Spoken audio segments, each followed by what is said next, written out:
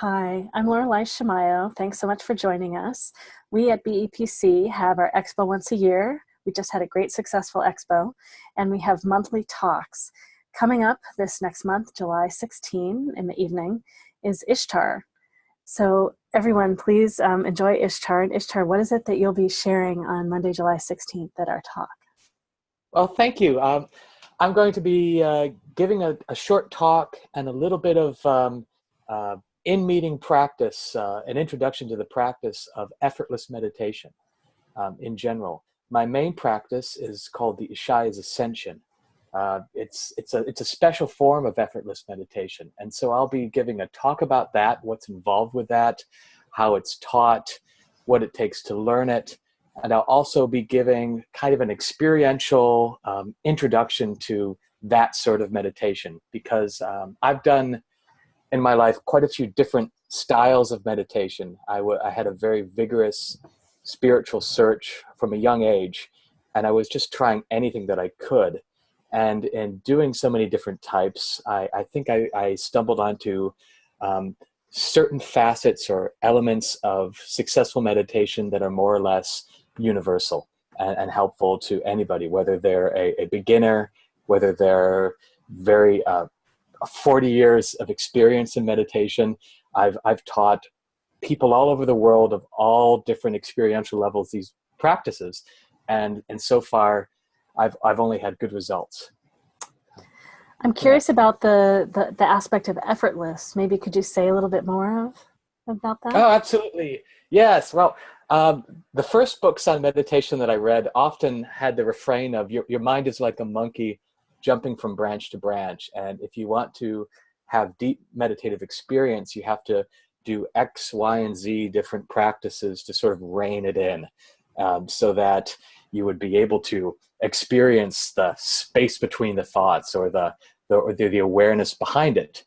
But that is really often tiring. And although in some ways I kind of got good at those sorts of practices, when I stumbled onto a more effortless style of meditation, the results of the practice were instantly deeper than the years of arduous concentration style meditation. The theory is that you can try to chain a monkey in a tree, but then that monkey's not going to like you very much should it ever get off of its chain.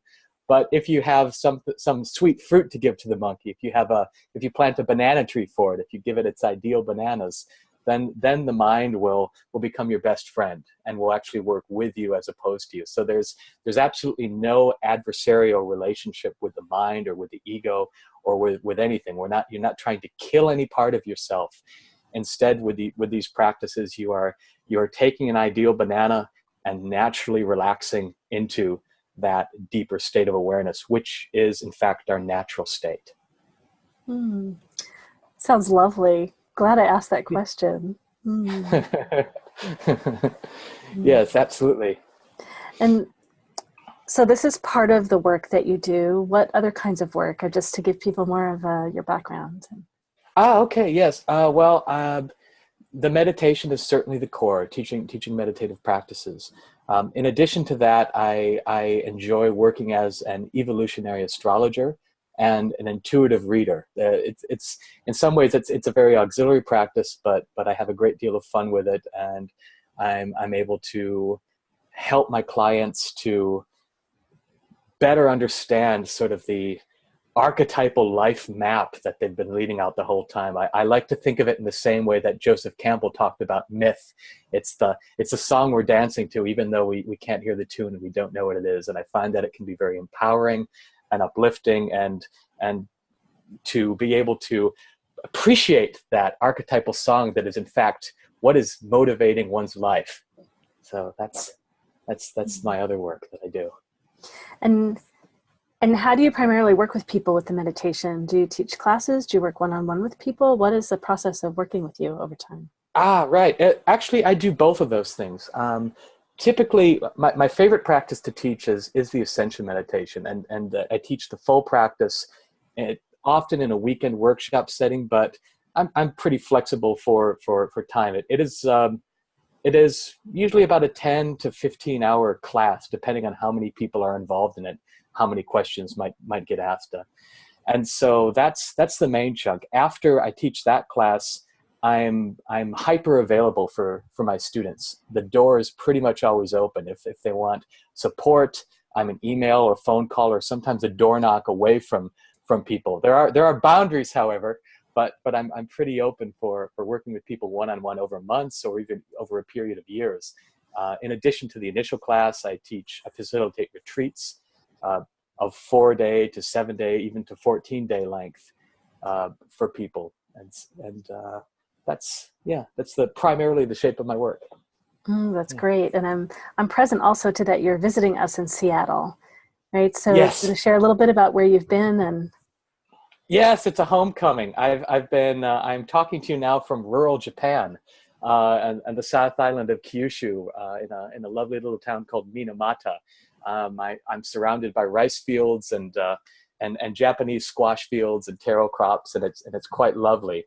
And I spent many years in the Pacific Northwest, primarily down in Portland, sometimes up in Vancouver, BC, and often visited Seattle. But Japan has been a real trip, a real journey, and I'm looking forward to come back into the bosom of Cascadia.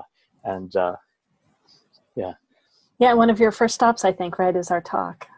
That's right. That's right. That's actually in some ways motivating my return in a sense, or at least not motivating, but it's the indicator or the marker that my schedule is kind of revolving around. Yeah. It's great. Well, I look forward to your talk very much. Sounds lovely hearing you share about this process. So for those listening, we hope to see you on Monday, July 16.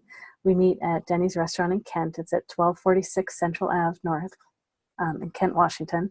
We meet at 5:30 for a business meeting, and then Ishtar's talk and presentation experience will be from 6 to 8 p.m. We look forward to seeing you, and you can learn more about us on the web at bepcweb.org. And Ishtar, if people want to learn more about you, is there a place on the web where they might look? Yes, but my main website is www.ascension meditation.com, or hyphen, it might be a hyphen. Yeah, ascension-meditation.com. And you can look at my astrology website if you're very inclined into that sort of thing at www.awakenedlightastrology.com. Okay, great. So come see us in a few weeks and experience Ishtar. Thanks so much, Ishtar. Thank you.